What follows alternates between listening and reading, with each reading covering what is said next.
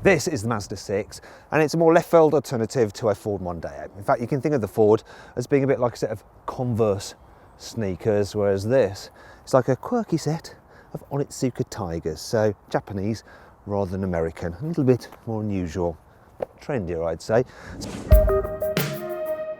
Mazda has recently updated the 6 to make it look even more gorgeous. I think it really stands out. This is the top of the range GT Sport now version. So it's got all the bells and whistles. It's a really, really attractive car, don't you think? There is something you really need to know about it though. That's why I'm starting at the boot. You see, this car is a saloon. You can also get it as an estate, but there's no hatchback version. Still, the size of the opening is all right for a saloon, and the size of the boot itself is fairly decent. It's just that loading things in and out is always going to be harder than in a more accessible hatchback. There is a bit of a boot lip as well, but it's not too bad.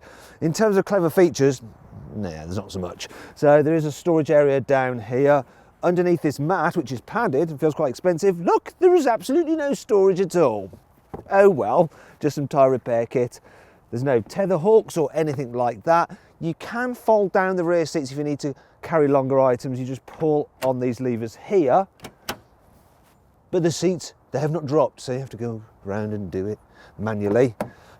There we go. Once you've done that, you do have a fairly flat floor, so you can slide items through to the front quite easily. Look, maybe that's the way to push the chairs down. You just do it with something that you want to load the boot with. When it comes to shutting the boot, don't worry about getting your hands dirty, because there is a little handle on the inside here, which is really useful. Let's just walk around to the back seats. I can illustrate this now. It's really annoying though, this central seat belt snags. It'd be better if it was mounted on the seat back. At least the door openings are quite large, which is handy when you're trying to get your suitcase out of the way, or for when you're trying to fit a child seat.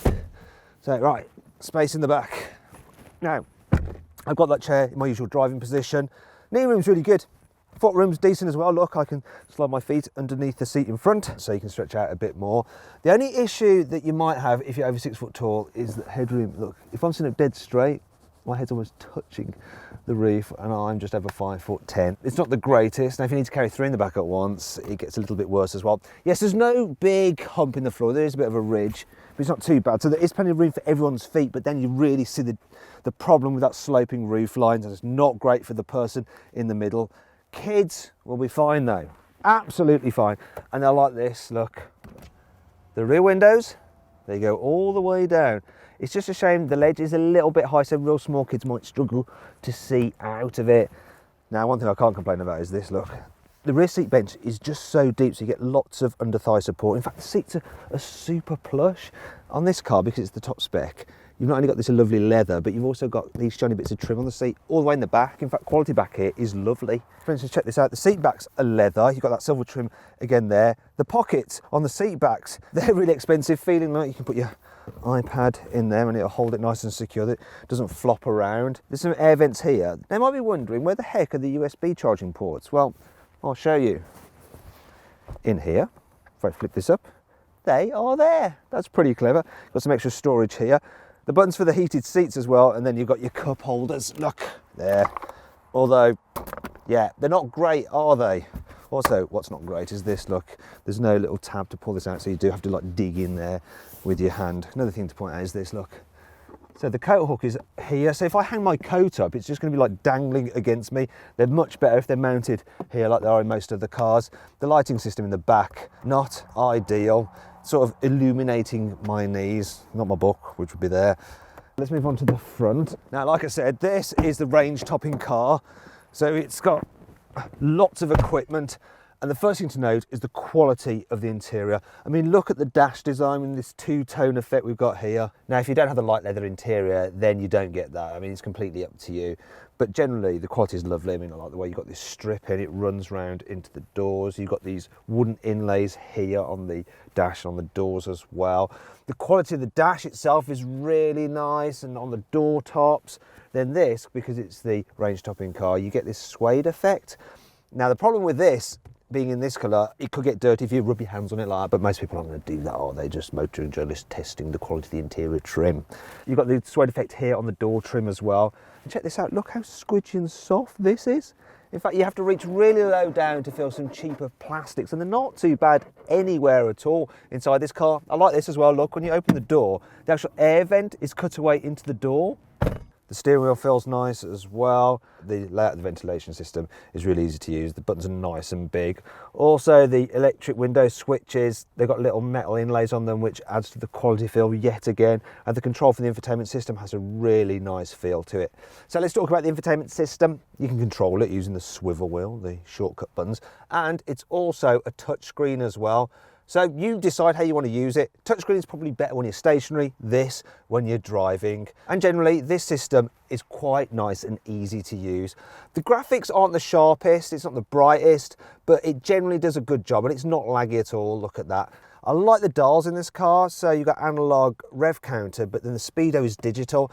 And it may seem a bit old fashioned to have this stalk pointing out there to change different things, such as the brightness of the display. But if you press it, you can change the speedo from miles per hour to kilometers an hour. That simple, nice and easy. Some of the things I want to point out to you, which I find a little bit interesting. So yeah, you have a glasses holder there and it's lined so you don't scratch your lenses, which is good.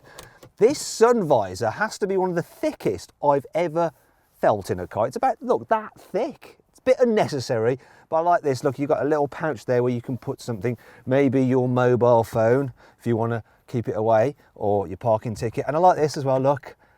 It's just the way the cover for the Vanity Mirror operates. The last bit just snaps into place and it just feels quality. And of course you can have it to the side like that to stop you getting blind when the sun's over there, and it is big enough to work. This one's also got a frameless rear view mirror, which looks very, very posh. But then you've got this, which is odd. So this guy has a sunroof, yet to open the blind, it's manual. But why not? Look how easy that is. Why would it need to be electric? It's good, that. I quite like it. Another thing I want to point out is the storage. So, door bins, I've got one bottle in there, and another one, which is pretty decent. If I go under here, there's an all right amount of space. We've got a 12-volt socket down there, auxiliary in. How old-fashioned is that? And 2 USB ports there as well for charging your devices. Up here, though, we then have a CD player. No one needs those anymore, really. And there's a little space there where, once again, you can put your phone if you want it there instead. There's also a little bit of storage here. I mean, it's tiny. I don't know what you're going to keep in there. Maybe your secret stash of coins. Yeah. And then the glove box. That feels expensive the way that's lined with some felty material as well. Though the glove box itself isn't actually that big. In terms of the driving position, Mazdas have a brilliant driving position. Maybe it's because they're Japanese and they're originally conceived as right-hand drive, so it's just perfect. It's sporty. There's lots of adjustment in the steering wheel as well. Look at that. The only problem I have is this, look, you can move the seat quite a lot, but if you are quite tall, you'll notice that actually, look at this. There isn't too much headroom. Even if I put this chair all the way to its lowest setting, if you're really tall, you may struggle with headroom in the front of this car. So if you're interested in it, you need to sit in one and check it out if you're a tall person. Now, in terms of the other stuff fitted to this car, I mean, it's fully loaded with kit. It's absolutely crazy what we've got on this car. Now then, it's time for the CarWow 5 annoying things about this car. The location of the cup holders here in the front isn't great because if you've got a tall drink, it kind of gets in the way of the gear lever. And if you've got a big cup of coffee, you might end up knocking it everywhere. The resolution of the reversing camera is just so poor. It's like one of the very first LCD screens. Also, the 360-degree camera isn't all that good either because at the front and the back of the car, there's this like black area, so you're not entirely sure how close you are to things, which means it's a bit useless. You know when you get into your car on a cold morning and you have condensation on the outside of the window? Normally you can get rid of it just by lowering the window and it wipes it off. But for some reason on this car, it doesn't do it at all. So you have to get out and remove it yourself. And now I've got a cold, wet hand. The electric motor which moves the seat base is really noisy. For instance, the one for the backrest, it's fine. Now hear this.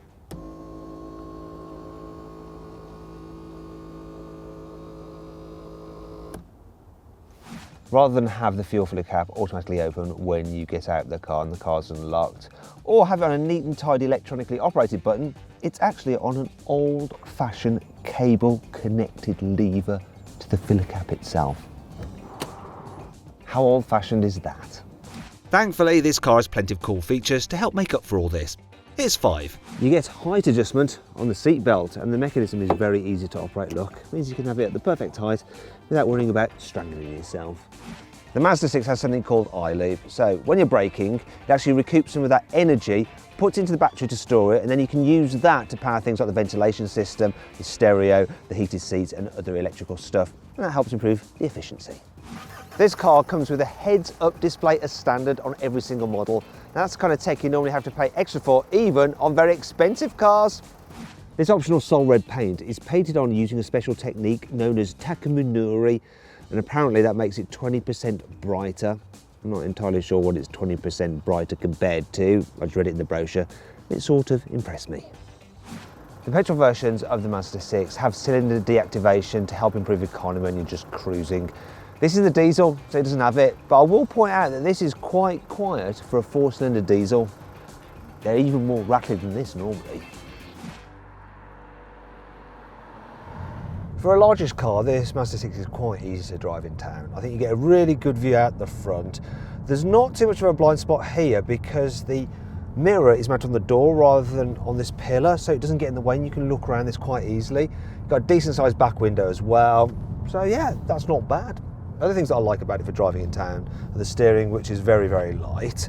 Then there's the brakes. Mazda always nails the brakes on its cars. They just have the right amount of sensitivity and plenty of stopping power. Then there's the gear shifter. Now, depending on your point of view, you'll either like it or not. I really, really like it because it's got this short throw, it's got a bit of weight to it, it's got a mechanical feel. You can almost feel the cogs working together. It feels like a sports car's gear shifter. However, you might prefer something that's just a little bit easier and a little bit less involving. If you want something even less involving, there is an automatic, though it's not one of the better automatics. I'll let you know that now. In terms of the suspension, it does an all right job over the bumps. On bigger wheels, such as this car's got, it's on 19-inch alloys actually, it does fidget about a bit over broken surfaces, but the faster you go, it just starts to smooth out and calm down a bit. And for cruising on the motorway, this car is pretty good. You do get a bit of wind whistle from up here, but not too much tyre noise, so that's good, makes it relaxing. Seats are blooming lovely. You can do loads and loads of miles in them.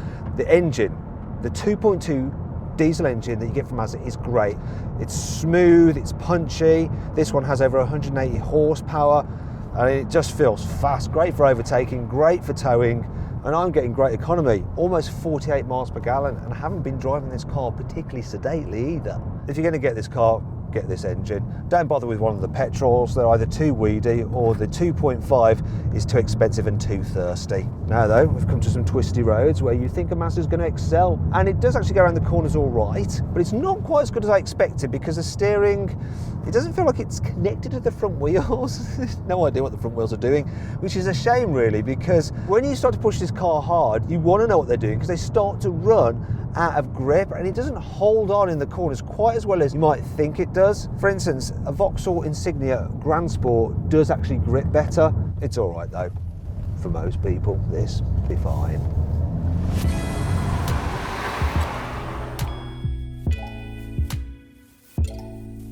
So then, what's my verdict on the Mazda 6? Should you avoid it? Should you consider it? Should you shortlist it? Or should you just go right ahead and buy it?